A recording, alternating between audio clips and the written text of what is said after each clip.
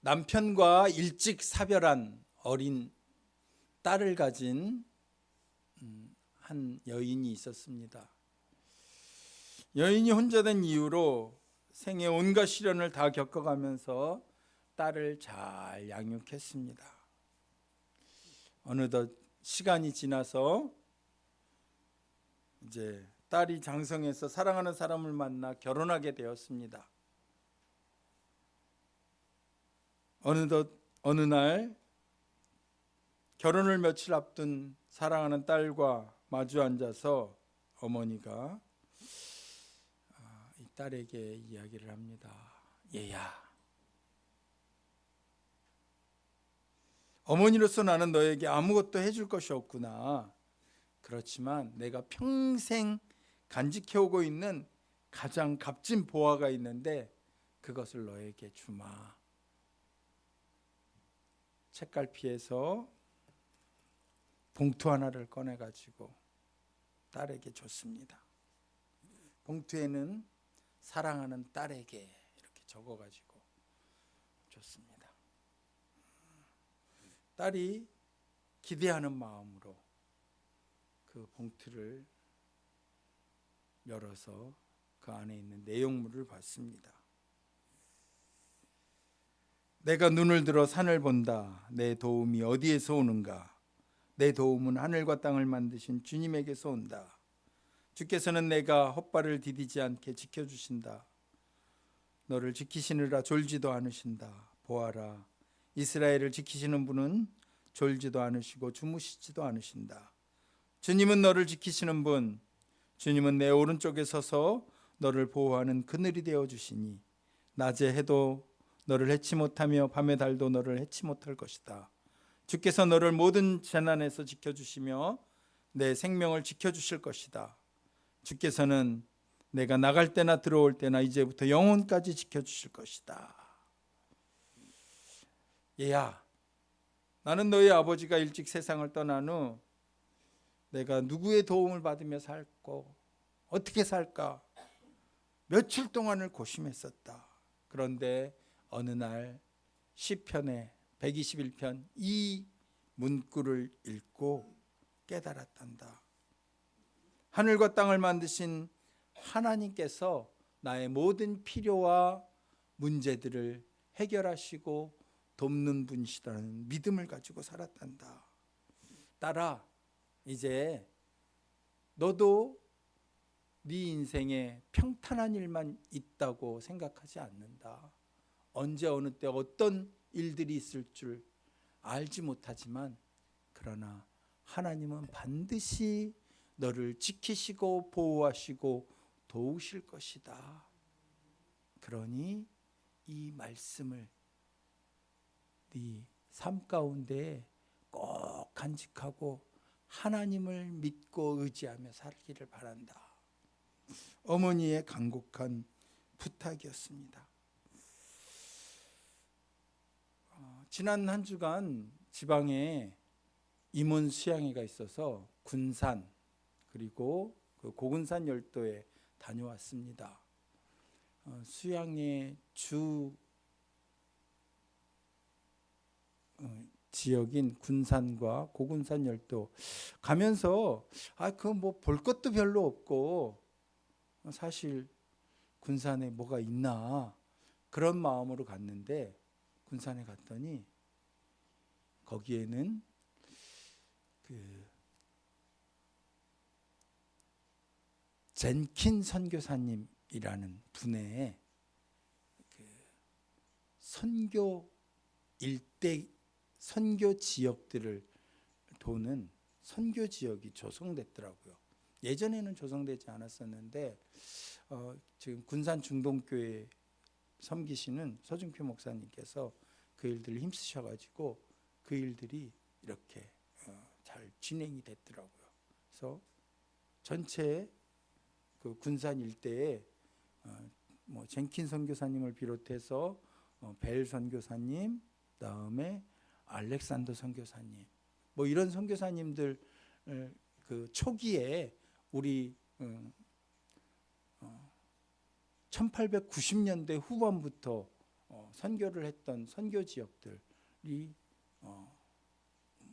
잘 조성이 돼 있었고, 그 선교사님들의 헌신을 통해서 얼마나 하나님께서 군산 지역을 비롯해서 이 호남 지역을 하나님께서 사랑하시고 하나님의 복음으로 세워주셨나를 잘 알 수 있었습니다. 그리고 둘째 날은 고군산 열도에 갔는데, 고군산 열도의 말도의 추명순 전도사님이라는 여자 전도사님, 이 말도는 제가 30년 전에 그 고군산 열도 문효도에 집회하러 갔었는데, 그때는 2시간 반 배를 타고 갔었거든요. 근데 이번에는 그냥 그 새만금 다리로 해가지고 쭉 가니까 그냥 갔다 올 수 있었는데, 그 문효도에서도 한참을 더 배를 타고 가야 되는 곳이니까, 그 당시에는 50년대 후반에는 아마 그 말도까지 가려면은 이 뭐 풍선배로 몇 시간, 뭐 4-5시간 이상씩 가지 않았을까, 그렇게 예상이 되는데요. 그곳에는 당시에는 교회도 세워져 있지 않았고, 고군산 열도에 문효도, 선유도, 장자도, 말도 이렇게 해서 그 섬들에 이 교회가 세워지지 않았었는데, 중동교회에 김용훈 목사님이 그 추명순 전도사님을 잘 세우셔서, 전도사님으로 세우셔서 이제 그곳에 파송을 하신 거예요. 목사님, 제가 열심히 사역을 하고 싶은데 사역지가 없어요 하니까, 그러면은 교회가 없고 다른 사람들이 가기 꺼려하는 곳이지만 사역할 곳이 있으니 말도에 가라 해서 말도에 가셨대요. 근데 말도는 조그매요. 조그만 섬인데 그 섬에 복음이 들어갔는데, 이 추명순 전도사님이 은퇴하실 때까지 그곳에서 몇 명 성도님들 10명도 되지 않는 그런 성도님들을 섬기면서 그곳을 지키시고, 그것뿐만 아니라 문효도, 장자도, 선유도, 말도 해가지고 그쪽 지역들을 다 이렇게 아울러서 섬기신 거예요. 우리 문중영 전도사님처럼. 그런데 공통적인 한 가지는 미국에서 오신 강대한 나라의 선교사님들이나 아니면 아무것도 없는 여린 여전도사님이나 하나님의 복음을 전하는 데 있어서 가지고 있는 것이라고는 오직 하나, 하나님, 나는 아무것도 없습니다. 아무것도 할 능력이 없습니다. 그런데 오직 하나, 내가 다른 사람보다 더 가지고 있는 것, 그것 하나는 오직 우리 하나님만을 믿고 의지하는 것입니다. 그 믿음 하나입니다. 우리 문중경 전도사님도 그 당시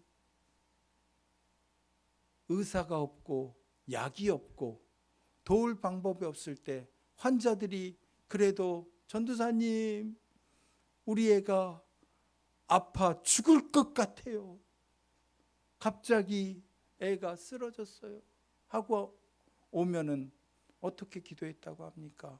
하나님, 나는 아무 능력도 없고 힘이 없습니다. 가진 것도 없습니다. 그러니 나를 불쌍히 여겨주시고 이 불쌍한 여자를 찾아온 이 사람들을 불쌍히 여겨주시옵소서, 고쳐주시옵소서. 그렇게 기도했을 때 하나님께서 은혜를 베푸셨다지 않습니까? 오늘 본문에서 시편은 순례길에 오른 부모와 자녀가 열심히 대화하는 것입니다. 그리고 그 대화의 내용들을 통해서, 야, 너의 도움이 어디서 오겠느냐, 내 도움이 어디서 올 것 같으냐 라고 묻는 것이죠. 그런데 산을 향해서 눈을 들리라. 나의 도움이 어디서 올까? 이 지형을, 예루살렘 지형의 특성을 잘 알고 있다면은 이 시편 121편의 이야기는 아주 너무 쉽게 와닿습니다. 예루살렘이 있는 시온산은 그 주변에 산들이 둘러싸여 있습니다. 성전은 시온산을 중심으로 성전이 있고, 그 동쪽에는 감람산이, 그리고 서쪽에는 여호사밧 골짜기의 능선이, 그리고 남쪽은 르바임 골짜기, 북쪽은 스코바스 산이, 이렇게 네 개의 산이 딱 둘르고 있는 것입니다. 그래서 사람들은 예루살렘 그 지형을 아주 천연 요새로 적들의 위협으로부터 잘 지켜줄 수 있는 그런 곳이다라고 생각을 했었습니다. 그래서 내가 산을 향하여 눈을 들리라. 나의 도움이 어디서 올까? 라고 묻는 물음에는, 야, 내가 달리 도움을 청할 필요도 없이 이미 안전하게 산들이 나를 보호하고 지켜준다. 다른 도움이 필요 없다라고 말하는 것이기도 합니다. 그런데 어디 산들이 있다고 해서 적들이 쳐들어올 수 없는 것은 아니지 않습니까? 적들은 얼마든지 쳐들어올 수 있습니다. 그런데 이런 해석과 함께 또 다른 해석이 여기 있는데요. 이스라엘 백성들이 매년 예루살렘을 향해서 올라갑니다. 왜? 1년에 한 번씩 하나님께 예배하기 위해서 올라가는데 그냥 올라가지 않습니다. 4월 초파일이 얼마 남지 않았는데 4월 초파일 절에 가면은 뭘 합니까? 절에 가면은 등을 하나 달아야 됩니다. 등을 달고 기왓장에 이름도 써가지고 김장주, 건강, 장수 뭐 이런 거 써가지고 다 기왓장도 이렇게 합니다. 그러면 대부분 얼마일 것 같아요? 꽤 비쌉니다.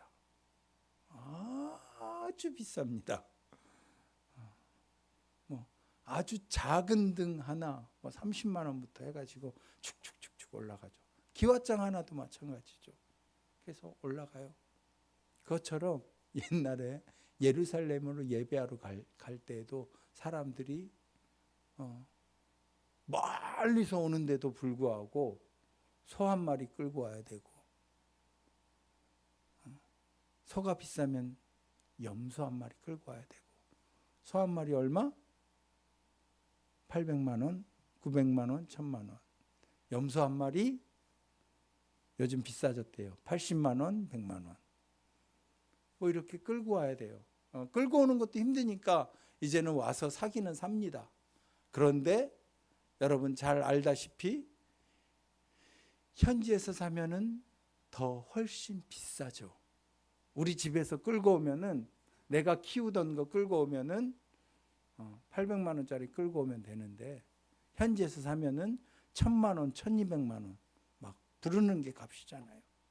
그렇게 되니 이게 산에 올라가는 게 참 하나님을 예배하고 기쁜 마음으로 가야 되는데 이게 고역인 거예요. 소 한 마리 끌고 오려면은, 한 달 동안 끌고 오려면은 그 경비만 해도 만만치 않습니다. 내가 먹고 자고 하는 것도 힘든데 소도 살려서 가야 되니까 얼마나 힘든지 몰라요.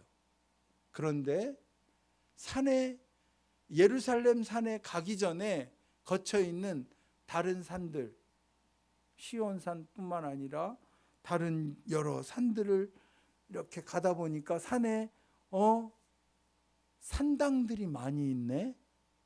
무슨 산당? 우상들에게 절하기 위해서 세워놓은 산당들이 많이 있는 거예요. 그런데 이 우상의 산당들은 그냥 하나님께 다 바치는 것이 아니라 오히려 거기에서는 훨씬 더 내 육체적인 쾌락을 위해서 먹고 마시고 즐길 수 있는 일들이 훨씬 많이 있어요. 가다 보니까 무슨 생각이 드냐? 야, 가지 말고 여기서 그냥 이것 제사 지내고 하나님께 가면은 전부 다 번제로 싹 다 태워서 드려라 했는데 여기서는 조금 드리고 나머지는 내가 그만큼 바친 만큼 먹고 마시고 즐기고 얼마든지 흥청망청 지내다 갈 수 있다는 거예요. 그러니 어떻습니까? 야, 이것도 괜찮을 것 같은데, 이것도 괜찮을 것 같은데, 그런 생각이 얼마든지 들 수 있는 거예요. 그래서 아까 산들이 어디 있다고요? 동서남북에 다 있는데 그 동서남북의 산들, 감람산에 들릴까? 아니면 르바임산에 들릴까? 아니면 여호사밧 골짜기 저기 있는 저 능선에 가볼까? 이런 생각들을 하게 됐습니다. 그리고 이것이 나를 돕는 도움의 손길이 될 수 있지 않을까 하는 생각을 하고 있는 사람들을 향해서 야야야, 아니다. 진짜 우리를 돕는 도움은 오직 여호와 하나님에게서만 온다.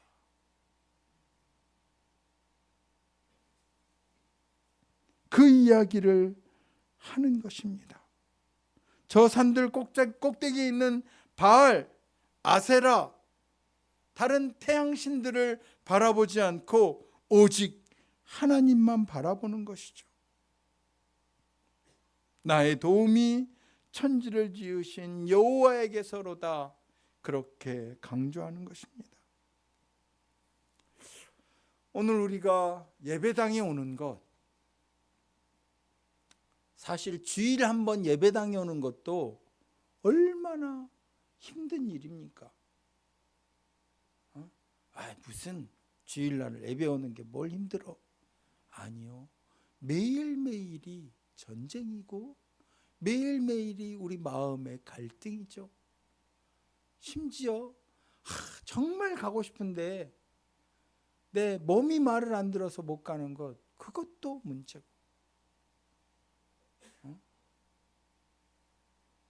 또 오늘 진짜 중요한 계약이 생겨서 못 가는 거,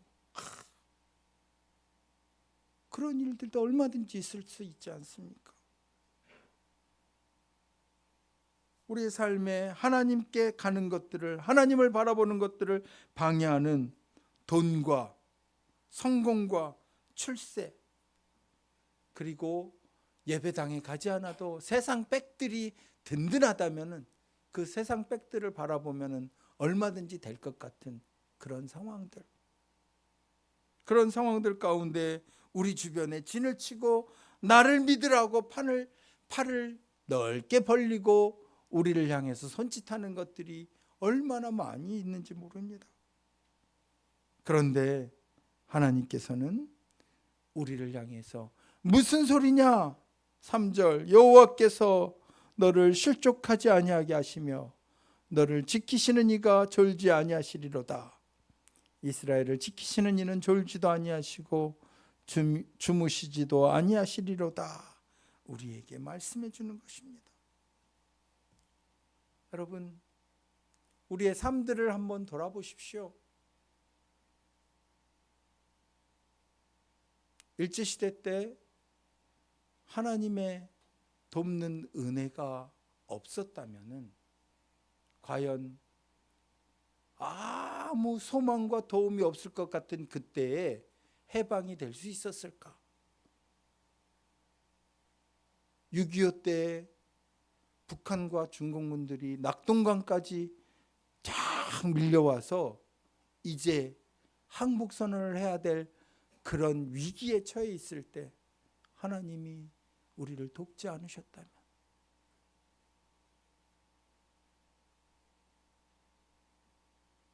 내 삶에 수많은 어려운 일들이 있었는데 그때 하나님께서 나를 도와주시지 않으셨다면,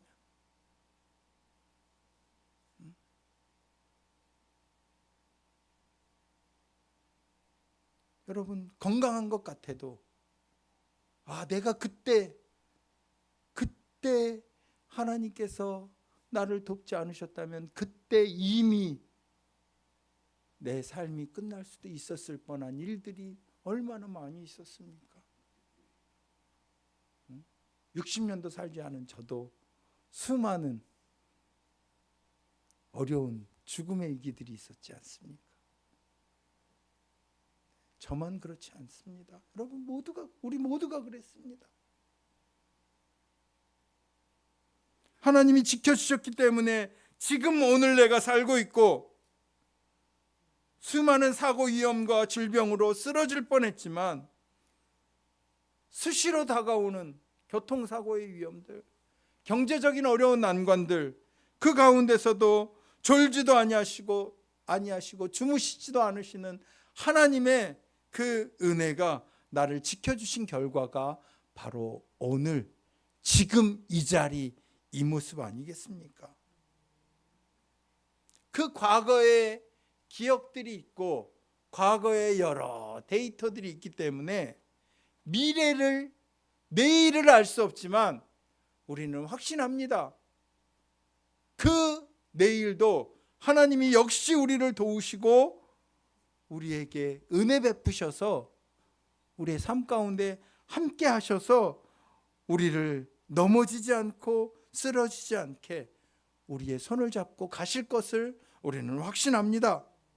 시편 37편 23편 24절에도 다윗은 이렇게 노래합니다. 여호와께서 사람의 걸음을 정하시고 그의 길을 기뻐하시나니 그는 넘어지나 아주 엎드러지지 아니함은 여호와께서 그의 손으로 붙드심이로다. 여호와께서 그의 손으로 붙들어 주신다고. 우리가 봉독하지 않았지만 121편 5절 6절에도 여호와는 너를 지키시는 이시라. 여호와께서 내 오른쪽에서 내 그늘이 되시나니 낮에 해가 너를 상하게 하지 아니하며 밤의 달도 너를 해치 아니하시리로다. 구체적으로 하나님은 우리 옆에서 우리를 보호하고 우리 옆에서 우리를 도우신다고. 그야말로 밀착 경호, 밀착 보호하신다. 대통령 경호하는 경호관들은 애국가를 부를 때 동해물과 백두산이 다 손을 얹잖아요. 근데 이 경호관들은 손을 얹는 게 아니라 뭐 하고 있어요? 네? 권총을 잡고 있어요. 권총을. 대통령은 손을 얹고 아무 무방비 상태이지만 혹시라도 총알이 날아오면 나는 대통령을 막아야 된다. 그 옆에서 밀착 경호하고 있는 거예요. 다른 사람들이 다 손을 얹고 인사를 하고 있어도 인사하지 못하고 대통령만 바라보고 있고 주변을 보는 거예요. 그 하나님이 우리를 경호하시는 것은 아니지만 우리를 보호하시는 것이 그렇게 밀착 경호하는 것처럼 그 곁에서 보호해 주신다. 낮의 더위와 밤의 추위로부터 우리를 보호해 주시고 실족하지 않게 우리를 지키십니다.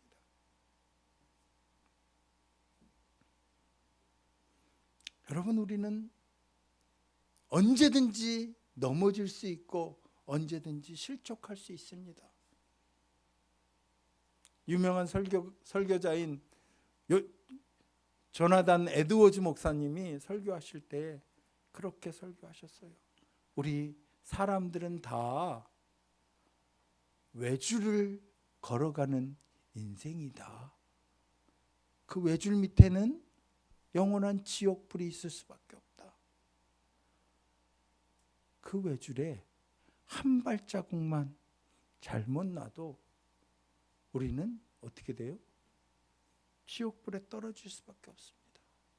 그런데 하나님께서 그 외줄에서 우리가 떨어지지 않도록 보호하시고 인도하시고 우리를 끝까지 천국에 도달할 때까지 그 다리를 건너서 천국에 이르도록 우리와 함께 하신다고.